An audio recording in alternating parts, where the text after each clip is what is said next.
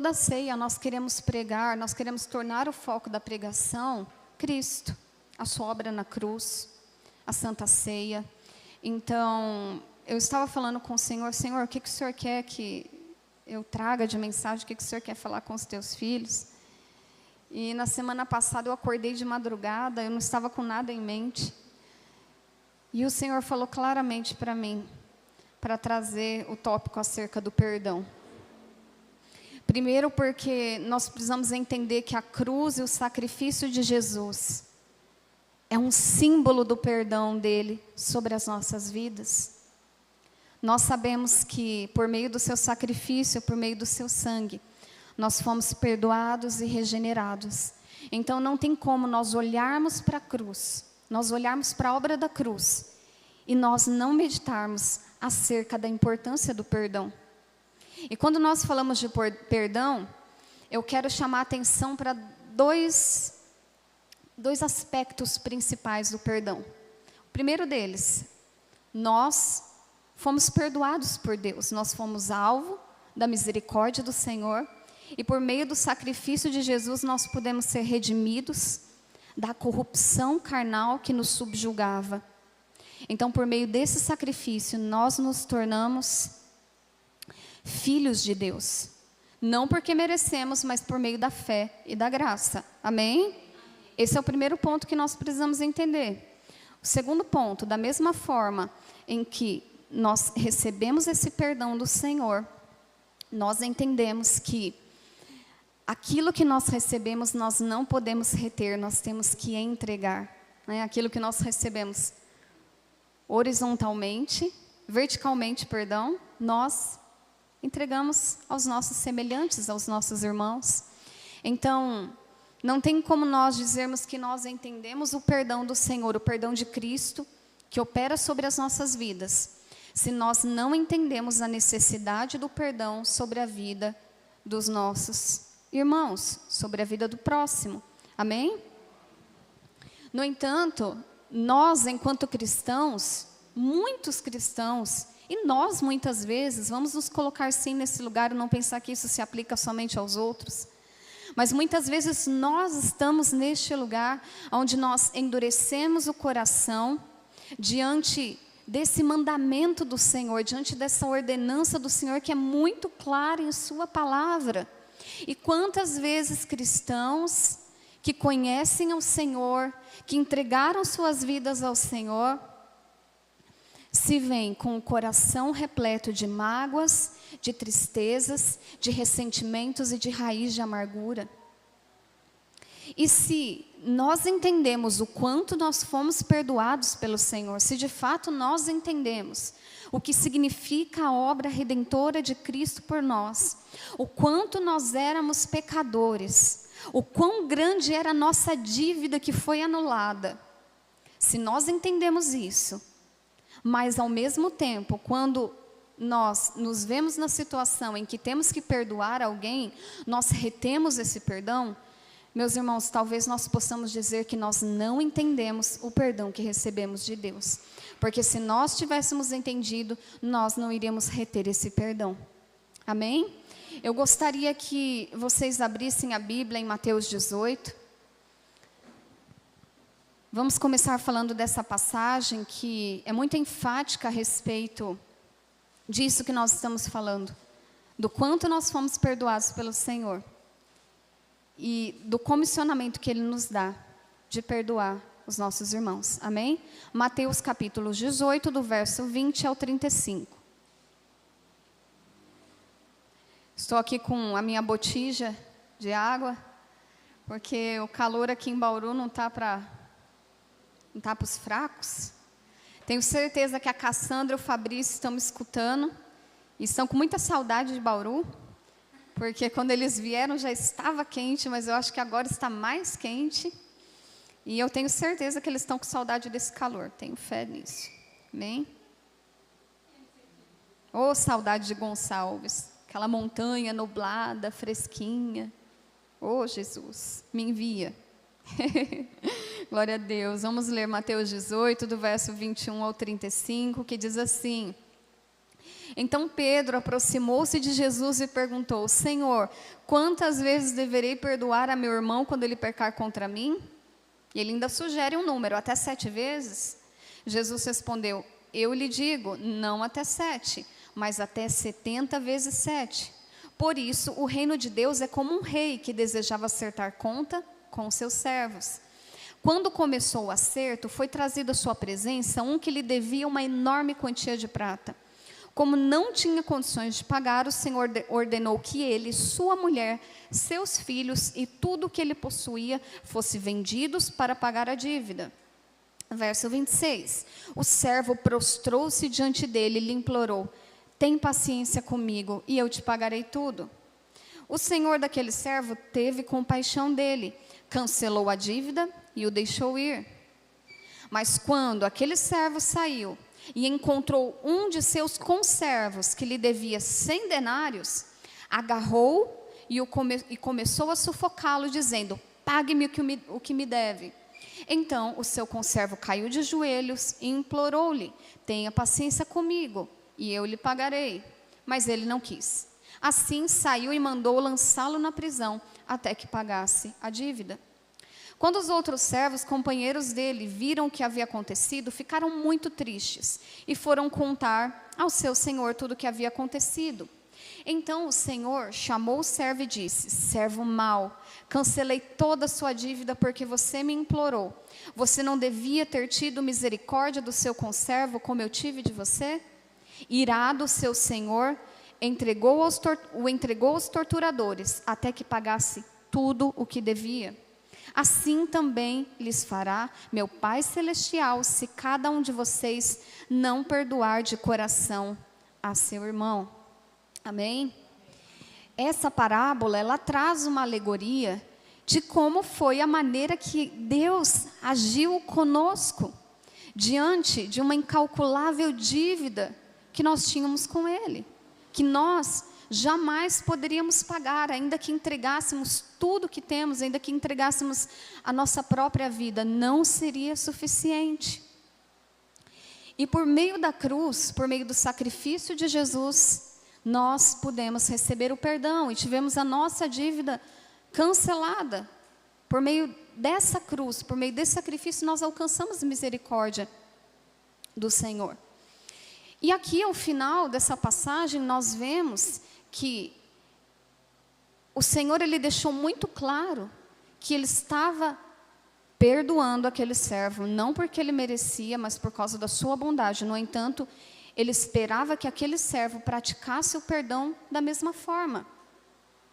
Então, tanto nessa passagem como em muitas outras, nós podemos ver que uma exigência do Senhor para que nós sejamos perdoados não é o merecimento, não são obras, mas é que nós venhamos a perdoar. Porque a partir do momento em que nós retemos perdão, a palavra do Senhor diz que nós não recebemos o perdão do Senhor. Então isso é algo muito sério. E eu quero trazer aqui 4 pontos para nós meditarmos nessa noite acerca do que acontece com aquele que retém o perdão. Nós precisamos meditar a respeito disso, porque pode ser que nós estejamos nessa condição, e hoje o Senhor, Ele nos chama ao arrependimento. Não só para nós liberarmos perdão, mas para nós nos arrependermos desse posicionamento diante do Senhor. E para nós obedecermos aquilo que o Senhor tem nos direcionado. Amém? Então, o primeiro ponto aqui, prestem bastante atenção. Quem não perdoa, não é perdoado. Simples assim? Simples assim. Mas essa verdade é uma verdade muito profunda.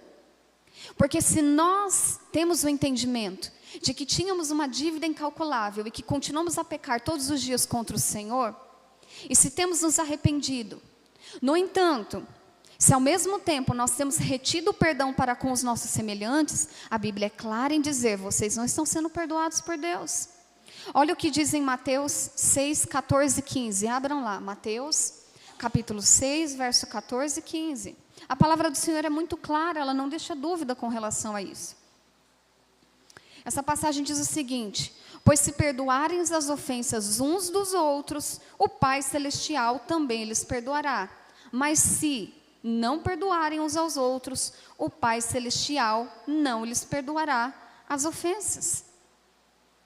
Então o Senhor, Ele está sendo muito claro conosco, e muitas vezes nós caminhamos como se tivéssemos ignorantes a respeito disso, mas o Senhor, Ele nos esclarece, o Senhor, Ele nos dá uma direção muito clara com relação a isso. Você foi perdoado de algo muito grande, de algo que não merecia perdão.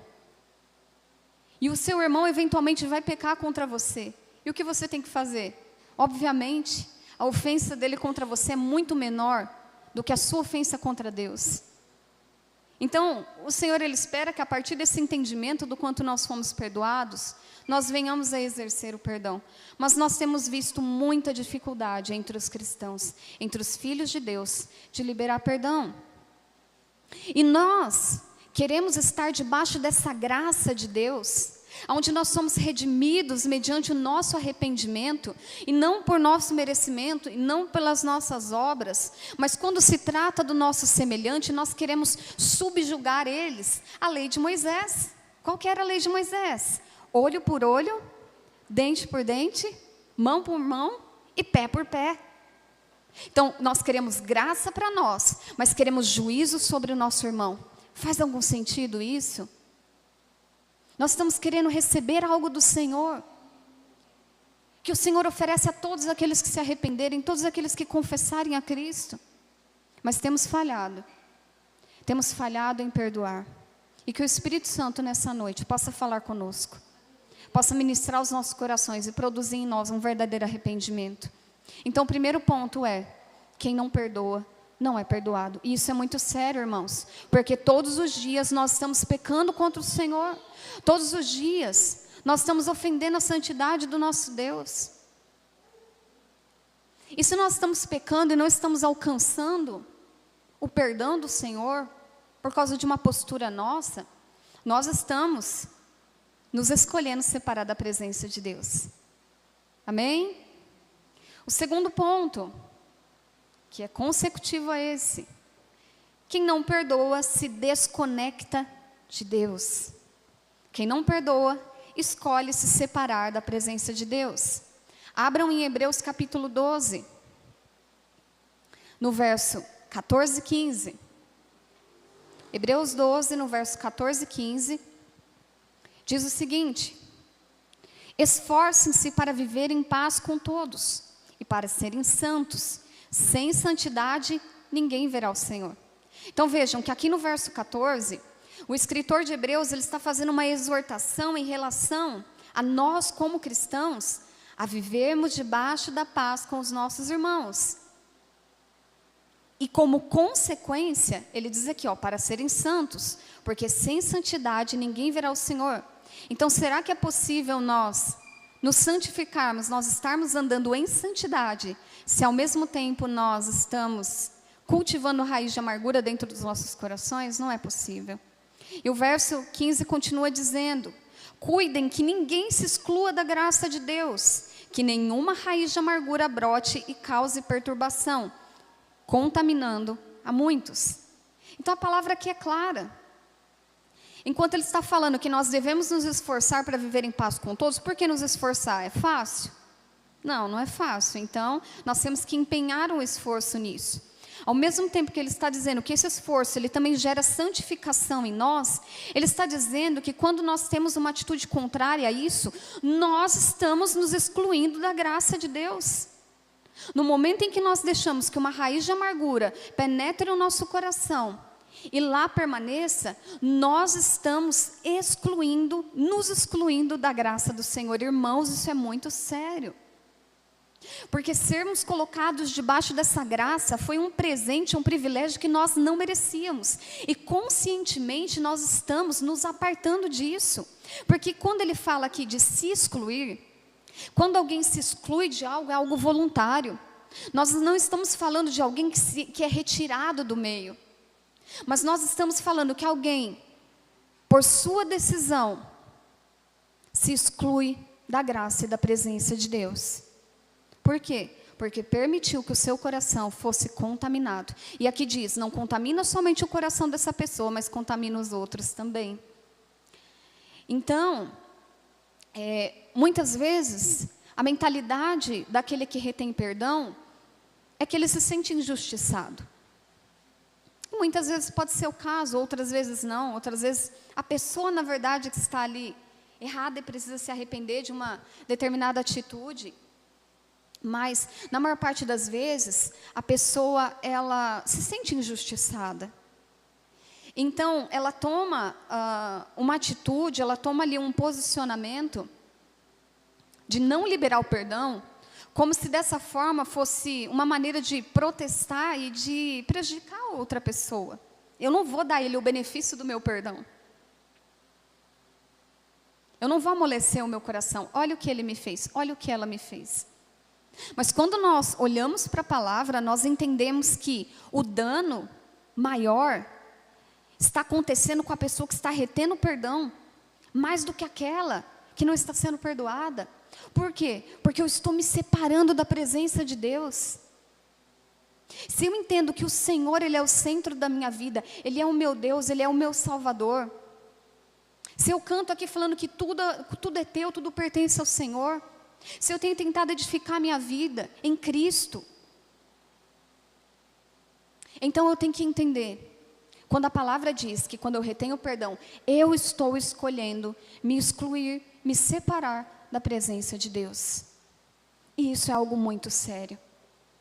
Irmãos, nós vemos isso acontecer não só com situações mais sérias, porque o perdão, ele não tem, não existe na palavra uma orientação que diga que se alguém faz uma coisa grave contra você, você pode não perdoar.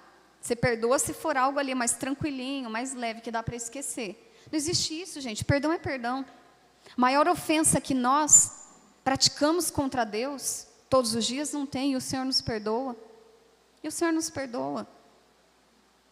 Então, muitas vezes nós achamos que quando somos feridos de maneira grave, nós temos o direito de fechar o nosso coração. No entanto, quando nós pensamos dessa forma, nós não estamos considerando Deus na história. Nós não estamos considerando que o perdão nós exercemos por meio da capacitação do Espírito Santo, por meio de um posicionamento nosso. E nós vemos muito isso no meio cristão. Mas eu estava falando para vocês que nós vemos às vezes cristãos que retêm o perdão em casos mais graves, sérios, de repetição, enfim. Mas o que a gente tem visto e vivido, principalmente nós, eu e Felipe, e a igreja mesmo, pôde presenciar isso, é que cada vez mais os cristãos estão se ressentindo, brigando, não querendo perdoar, não querendo pedir perdão por coisas tão pequenas. Mas por coisas tão pequenas.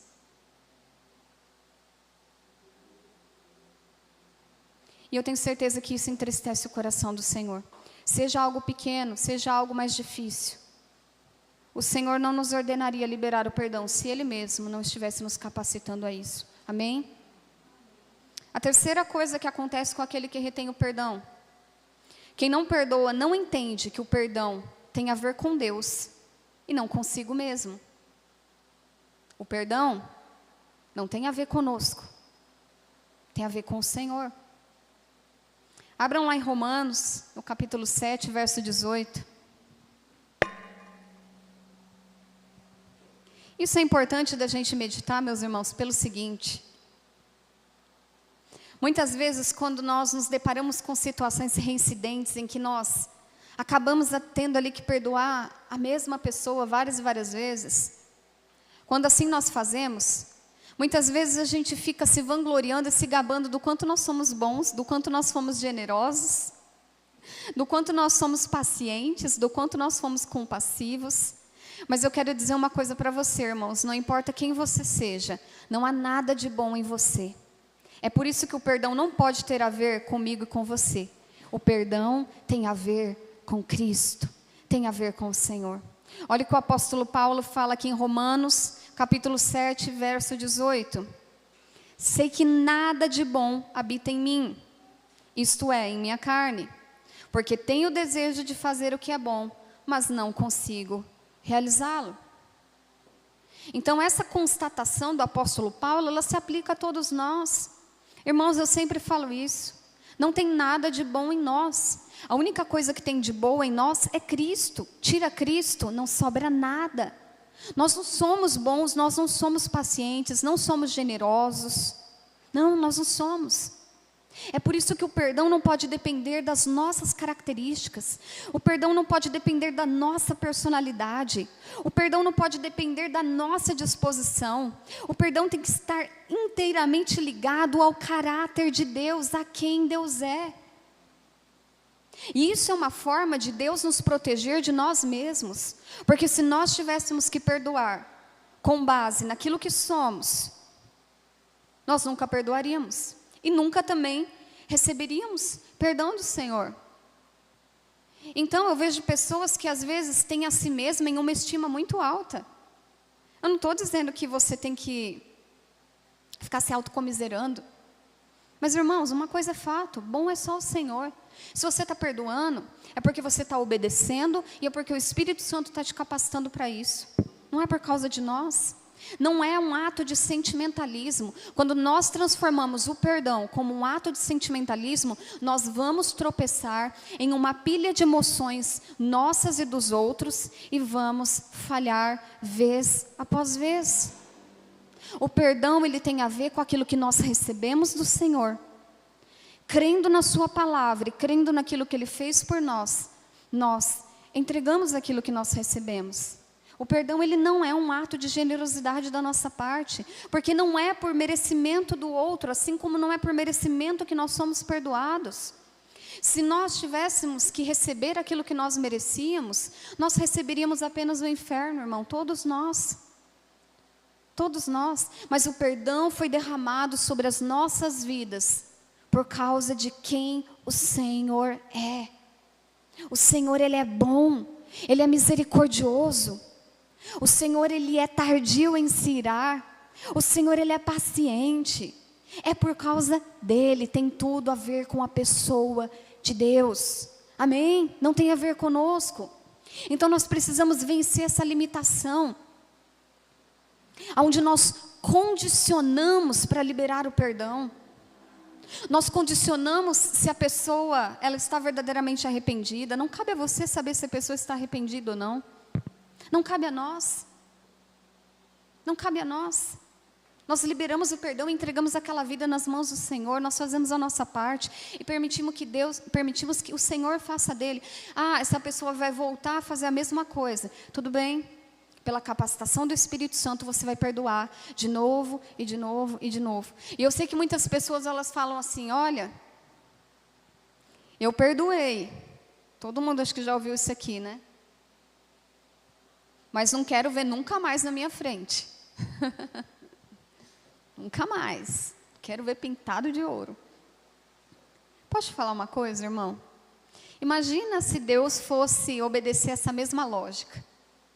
Se Ele chegasse para você e falasse assim: olha, eu te perdoo, fulano, mas a sua ofensa foi tão grande que eu não quero mais te ver na minha frente.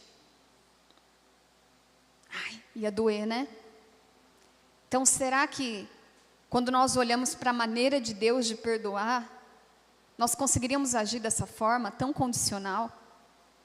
Não estou dizendo que em alguns casos você tenha que se resguardar, mas se você não consegue olhar para aquela pessoa que te ofendeu, ouvir o nome dela com algumas pessoas, talvez você não tenha sido verdadeiramente curado, talvez ainda haja sentimentos que precisam ser tratados pelo Senhor. Então, nós precisamos abandonar essa maneira de enxergar o perdão, essa forma humana, essa forma tão decadente, em que nós praticamos o perdão. Nós nos ressentimos por coisas tão pequenas. E quando nós deixamos de perdoar,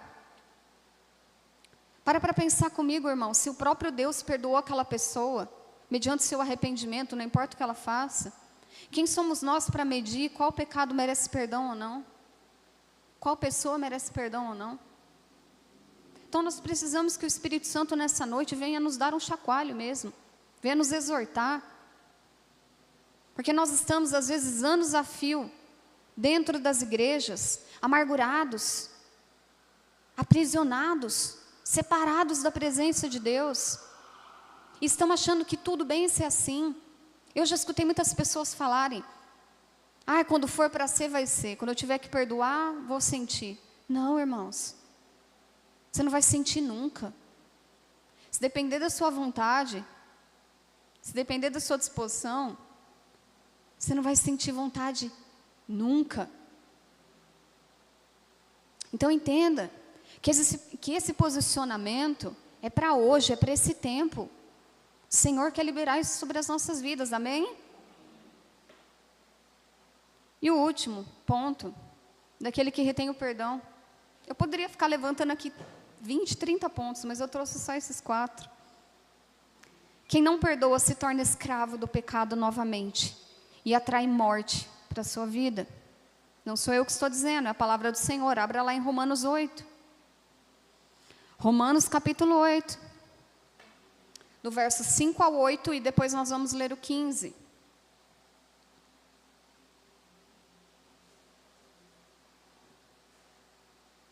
Glória a Deus. A palavra do Senhor diz: aqueles que são dominados pela natureza humana pensam em coisas da natureza humana, mas os que são controlados pelo Espírito pensam em o quê? As coisas que agradam o Espírito. Portanto, permitir que a natureza humana controle a mente resulta em quê? Em morte. Mas permitir que o Espírito controle a mente resulta em vida e paz. Pois a mentalidade da natureza humana é sempre inimiga de Deus. Nunca obedeceu às leis de Deus e nunca obedecerá. Por isso, aqueles que ainda estão sob o domínio da natureza humana não podem agradar a Deus. Então, nós estamos falando aqui, a palavra do Senhor está falando sobre aquele que está vivendo a sua vida debaixo da mentalidade desse mundo. E que essa pessoa que se subjuga a mentalidade da natureza humana, ela está se declarando inimiga de Deus. É isso que a palavra do Senhor está dizendo, porque aquele que pratica a natureza humana, ele não pode agradar ao Senhor. Irmãos, quando nós estamos falando aqui de mentalidade humana, natureza humana, controlando a mente e resultando em morte, nós estamos falando justamente disso, dos conceitos do mundo que nós estamos trazendo para o nosso coração. O que o mundo pensa a respeito do perdão? Bateu, levou. Fez, vai ter volta. Vai ver só. Não vou deixar barato. Me prejudicou, também vou prejudicar de volta. Essa é a mentalidade do mundo. E tem muito cristão que age de acordo com essa mentalidade. E está atraindo o que para a sua vida? Está atraindo morte. Está se separando da presença de Deus. Olha o que diz lá no verso 15. Mesmo capítulo 8, verso 15. Pois vocês não receberam um espírito que os torne, de novo, escravos, medrosos, mas sim o Espírito de Deus, que os adotou como seus próprios filhos. Agora nós os chamamos Abba Pai. Então nós estamos falando aqui de cristãos que foram alcançados pela misericórdia do Senhor, que foram perdoados, e que se permitiram se tornar escravos novamente, porque estão aprisionados debaixo de uma mentalidade humana, onde o perdão não é uma realidade, onde o perdão não é uma possibilidade, onde muitas vezes liberamos um perdão da boca para fora, mas isso não vem de um coração realmente transformado, um coração rendido diante de Deus, de um coração que confessa que precisa do Senhor. Irmãos, conversa com uma pessoa amargurada. Só tem um assunto que você vai ouvir essa pessoa falando: do quanto ela foi prejudicada e o quanto ela se sente ofendida. Já conheceu alguém assim? Se ela tiver uma oportunidade, ela só vai falar disso, Por quê? O coração dela está cheio daquilo. A mente dela está cheia daquilo. E ela quer tentar provar para os outros o quanto ela está certa e o quanto o outro está errado. E essa é uma mentalidade humana. Porque quando nós agimos dessa forma, nós estamos hiperfocando em nós mesmos. A gente fala do quanto nós fomos prejudicados, do quanto nós nos sentimos ofendidos, do quanto nós fomos injustiçados. Nós estamos falando só de nós, de nós, de nós, de nós. Estamos hiperfocados nas nossas necessidades e dessa forma, voluntariamente, nós nos permitimos nos tornar escravos daquilo que o Senhor já nos libertou uma vez. Irmãos, isso chega a ser até uma forma de idolatria. A pessoa só pensa nela, só fala do quanto os outros a prejudicam. Ela não consegue pensar no Senhor, ela não consegue olhar da perspectiva, do ponto de vista dos outros também. E nessa parábola do credor incompassivo que nós lemos lá em Mateus 18, nós vemos que duas consequências aconteceram com esse servo que não quis perdoar o seu semelhante. Primeiro, foi ordenado que ele fosse aprisionado. Então, aquele que tinha tido a sua dívida cancelada, que tinha recebido a liberdade, voltou a ser cativo por suas próprias escolhas. E não só voltou a ser aprisionado, mas a palavra diz que ele também seria torturado. E quando a palavra fala ali da prisão e da tortura, não está abrangendo somente a pessoa dele, mas toda a sua família. E aí nós entendemos o quanto muitas vezes, quando nós temos esse tipo de atitude de cultivar amargura no nosso coração, não somos nós somente que somos prejudicados.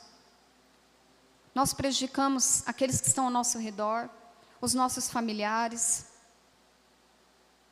famílias desestruturadas por causa da falta de perdão, pais, filhos separados pela falta de perdão, marido e mulher que não conseguem se entender, porque não conseguem perdoar. Não conseguem perdoar. Estão hiperfocados em si mesmos. E qual que é o conselho do mundo quando alguém chega contando que está com problemas no casamento, quando o cônjuge está fazendo um monte de coisa errada? Irmão, o primeiro conselho que você vai receber é separa e larga, porque não valoriza, tem que perder. Não é esse tipo de conselho? É esse tipo de conselho. E esse tipo de conselho é focado em quem? Em você mesmo, na própria pessoa. É aquele hiperfoco em si mesmo. E nós sabemos que a ordem das coisas no reino de Deus não é essa. Nós sabemos que a ordem das coisas no reino de Deus não é essa. Olha o que diz lá em 2 Coríntios, capítulo 2, verso 10 e 11. Eu disse aqui que a falta de perdão, ela traz sofrimento para a vida da pessoa e abre legalidade para Satanás. Vamos ler o que está escrito lá em 2 Coríntios. Se vocês perdoam alguém, eu também perdoo. E aquilo que perdoei, se é que havia alguma coisa para perdoar, perdoei aonde? Na presença de Cristo, por amor a vocês. A fim de que? Com a finalidade de que Satanás não tivesse vantagem sobre nós. Não ignoramos as suas intenções. Então aqui o apóstolo Paulo, ele está falando que o perdão, ele é extremamente intencional, porque nós sabemos que a partir do momento em que nós retemos o perdão, nós abrimos vantagem, abrimos brecha para que o próprio Satanás entre no nosso meio, entre no nosso coração, entre dentro das nossas casas, alcance a vida dos nossos filhos, alcance a vida daqueles que estão ao nosso redor. É uma legalidade. E aí como que a pessoa vive? Aprisionada, em sofrimento, e ela põe a culpa em quem? Ela põe a culpa no outro, ou então ela põe a culpa em Deus. Mas hoje, em nome de Jesus, o Senhor, por meio da sua palavra e por meio do seu Espírito Santo, Ele nos liberta. A palavra que flui do Senhor, ela tem o poder de nos libertar de toda algema, de toda prisão que o inimigo possa ter nos subjugado. Amém? Nós cremos nisso. Eu quero finalizar trazendo alguns conselhos práticos, com base nisso que nós meditamos aqui nessa noite. Abra a sua Bíblia em Efésios capítulo 4. Nós vamos ler do verso 26 ao 27 e depois do 29 ao 32.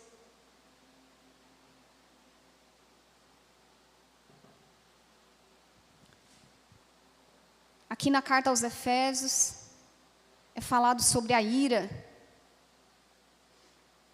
Acredito que todos conheçam esse verso, ele é bem famoso. Efésios, capítulo 4, diz assim: quando ficarem irados, não pequem. Não permita que o sol se ponha enquanto durar a ira de vocês. Não deem lugar ao diabo. Muitas vezes a gente lê essa parte que diz, não deem lugar ao diabo, mas não lemos a advertência anterior, que é não ficar irados, não permitir que pequemos enquanto a ira recai sobre nós. Verso 29. Nenhuma palavra torpe saia da boca de vocês, mas apenas a que for útil para edificar os outros, conforme a necessidade, para que transmita o quê? Graça aos que a ouvem. Não entristeçam o Espírito Santo de Deus, com o qual vocês foram selados para o dia da redenção. Livrem-se de toda amargura, indignação, ira, gritaria e calúnia, bem como de toda maldade.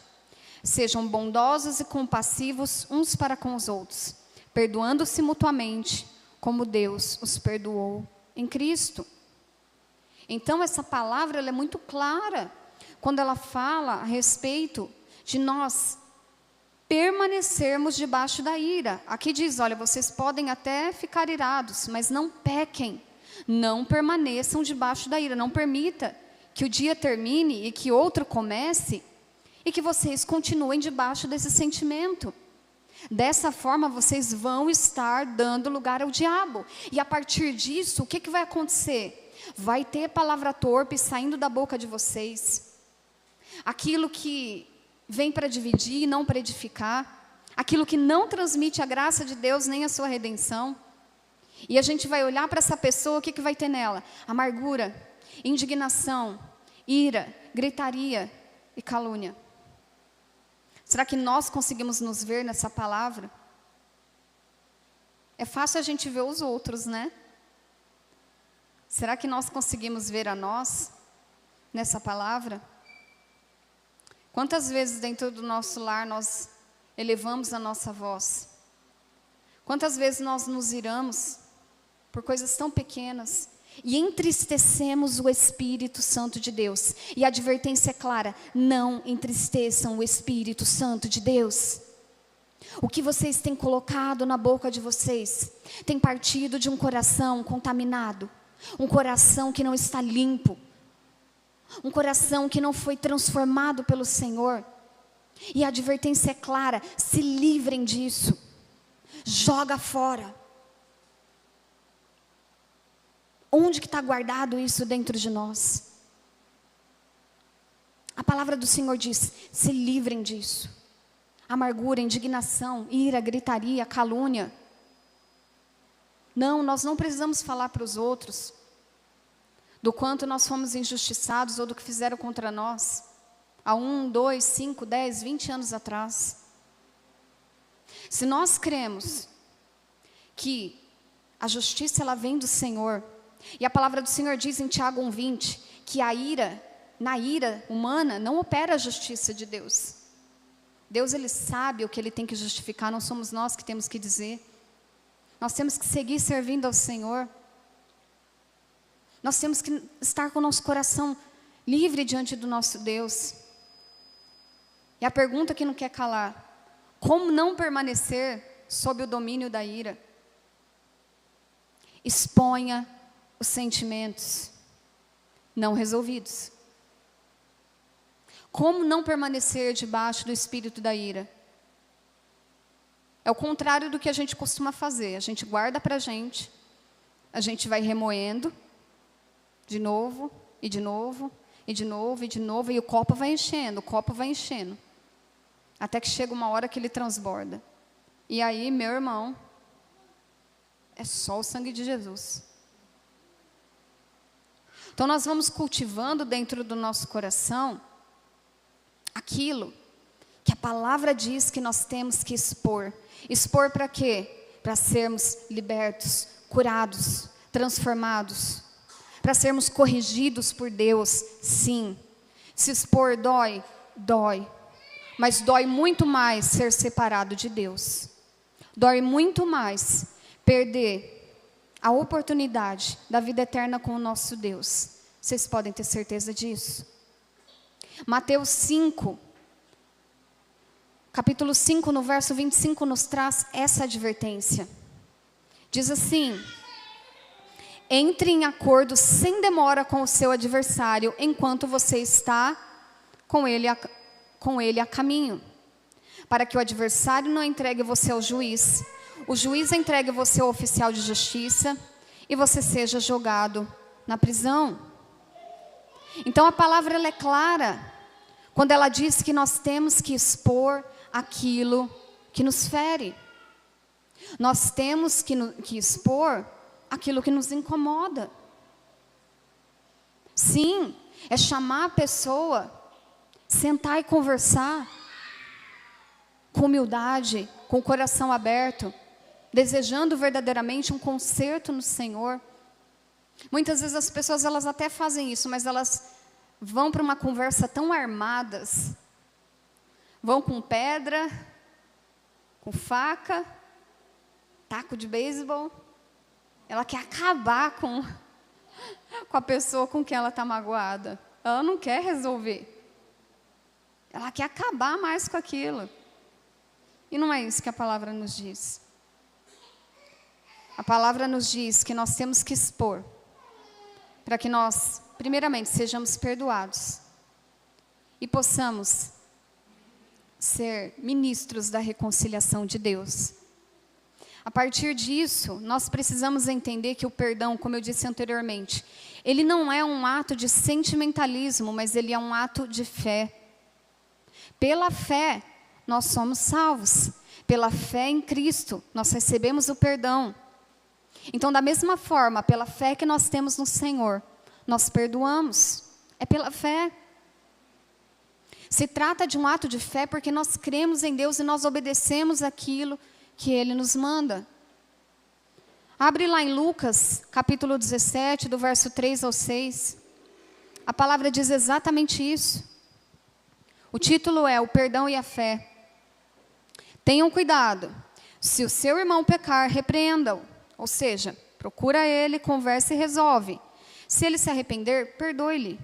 Se pecar contra você 7 vezes num dia e 7 vezes vier lhe dizer, estou arrependido, perdoe.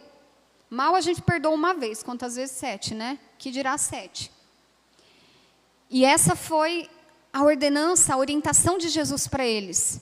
E no verso 5 diz o seguinte: então os apóstolos disseram ao Senhor, aumente-nos a fé. O que eles estavam dizendo para Jesus naquele momento? Olha, Jesus, nós recebemos o comissionamento do Senhor, nós expulsamos demônios, nós, por meio do seu nome, realizamos milagres. Agora, esse negócio de perdão já é uma coisa mais complicada. Para isso, a gente vai ter que ter uma fé muito maior. Então, a confissão da necessidade de que haja fé foi justamente porque eles reconheceram que com os recursos humanos, isso não é possível. Não é possível. E quando nós nos deparamos com o desafio de perdoar alguém, várias e várias vezes, nós não conseguimos fazer senão por meio da fé. No mesmo capítulo, no capítulo 17, no verso 6, diz o seguinte: Jesus, primeiramente, ele diz que é por meio da fé. Em seguida, ele diz o seguinte: ao que o Senhor respondeu, se vocês tivessem fé como um grão de mostarda, diriam a essa moreira, arranque-se e transplante-se no mar, e ela obedeceria. O que o Senhor está querendo dizer aqui? De maneira prática, como nós conseguimos por meio da fé, perdoar. Ele está dizendo, a fé, ela é como uma semente. Para que ela possa frutificar e crescer, ela precisa ser lançada em um solo. Ela precisa ser semeada. Não adianta eu ter um monte de semente na minha mão. E às vezes nós retemos, nós recebemos palavra, nossa mão está cheia de sementes, mas nós não lançamos essa semente. Porque é o nosso desafio. E como que a gente aprende a perdoar, irmãos? E como que o Senhor aumenta a nossa fé para nós perdoarmos? É perdoando, é lançando a semente. É lançando a semente. No começo ali, vai ser um broto pequeno, mas daqui a pouco vai começar, a raiz vai começar a se aprofundar, e aquilo vai crescer, e crescer, e crescer. E pelo Espírito Santo de Deus, a nossa capacidade de lidar com a ofensa, de lidar em situações em que nós somos prejudicados, em que nós somos injustiçados, por exercitar, nós vamos ficando capacitados pelo Espírito Santo de Deus e não por nós. E não por nós. Eu e Felipe, nós vivemos essa verdade principalmente nos últimos 3 anos. Irmãos, eu me vi em situações em que eu não queria estar. Eu me vi em situações em que eu fiquei dilacerada. E eu vou ser sincera com os irmãos, eu não queria perdoar. E eu chorava. E eu chorava. E eu sofria. Até o momento em que eu tive o entendimento. O quanto eu era fraca em perdoar, o quanto eu era falha nisso. E o quanto eu precisava do Senhor para amadurecer nessa área. Muitas vezes a gente não quer admitir isso. Que nós somos falhos nessa área e que nós precisamos sim amadurecer.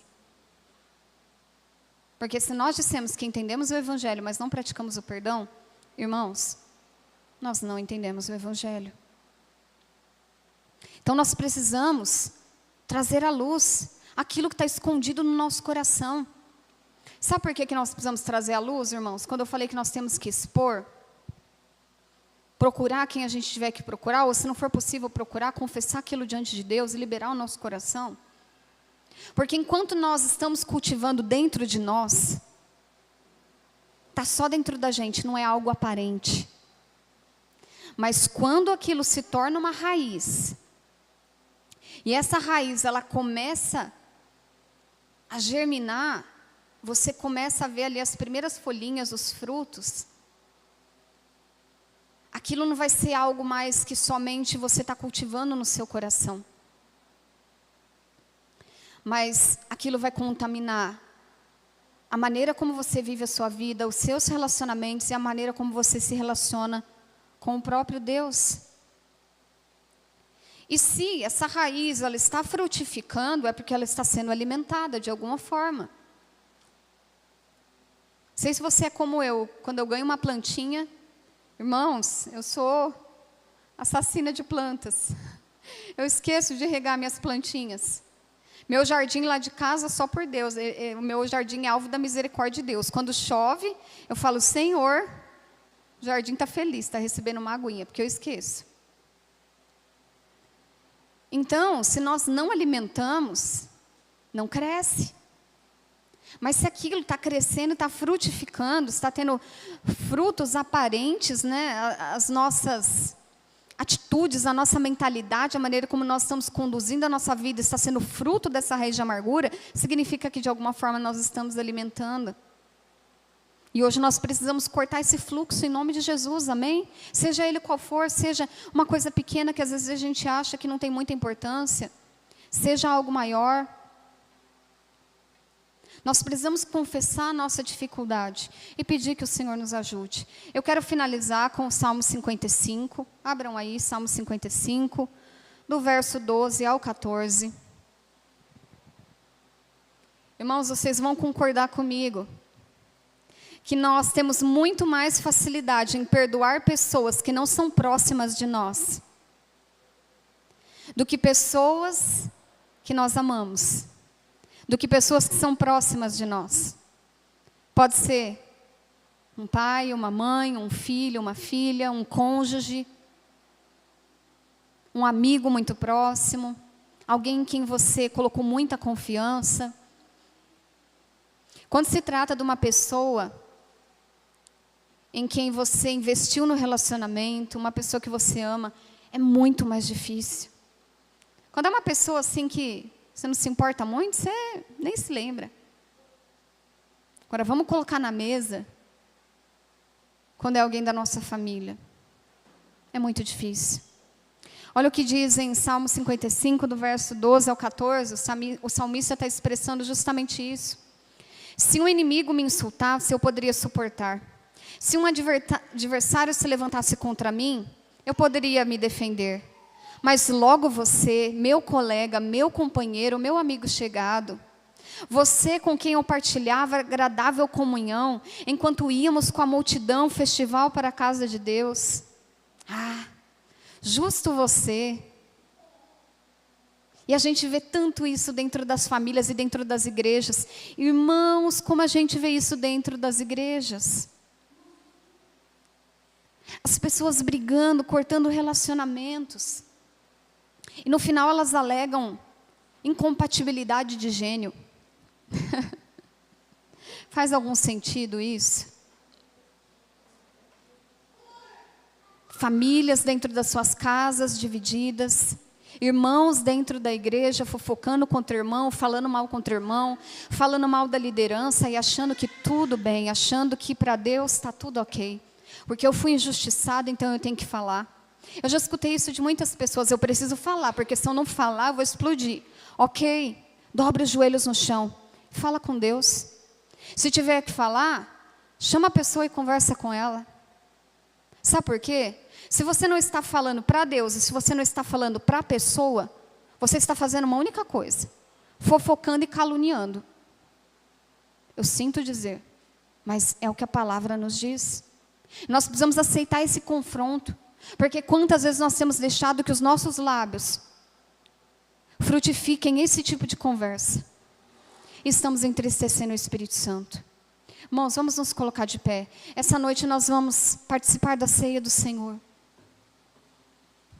E a própria palavra nos diz, olha, você vai participar da mesa de Deus. A mesa de Deus, ela representa a nossa comunhão com o Senhor. Mas ela também representa a comunhão uns com os outros. Se você tem alguma coisa contra o seu irmão, se reconcilie o mais depressa possível. Se não é possível estar com a pessoa, confesse diante de Deus. Peça perdão a Ele. Irmãos, entenda, não depende do que você sente. Você não tem que estar sentindo para você perdoar. Você tem que obedecer. E a obediência, ela traz frutos. A obediência, ela traz a presença de Deus para as nossas vidas, para dentro das nossas casas, para dentro dos nossos casamentos, para a vida dos nossos filhos, para os nossos relacionamentos. Eu não sei quem você tem que perdoar nessa noite, mas irmãos, eu suplico em nome de Jesus, que você não deixe que passe esse dia, que você não deixe que o sol se ponha nessa noite, que o dia termine e você continue retendo perdão no seu coração. Que você permaneça com raiz de amargura. Não importa quanto tempo faz que isso aconteceu, não importa o que a pessoa fez, não importa o que você fez. Quando nós nos arrependemos diante do Senhor, nele nós alcançamos favor e misericórdia. Neles nós somos perdoados, somos regenerados. Em nome de Jesus, fala com o Senhor nessa noite. Não fica pensando em outra coisa, não ache que não é com você, é conosco. Fale com o Senhor, rasga o teu coração. Você que está em casa, dobre os seus joelhos, fala com Deus. Peça para o Espírito Santo te trazer à memória, de repente, algo que você está cultivando no seu coração, que você nem lembra mais, mas está lá. Precisa ser exposto para ser curado, para que você seja liberto. Em nome de Jesus.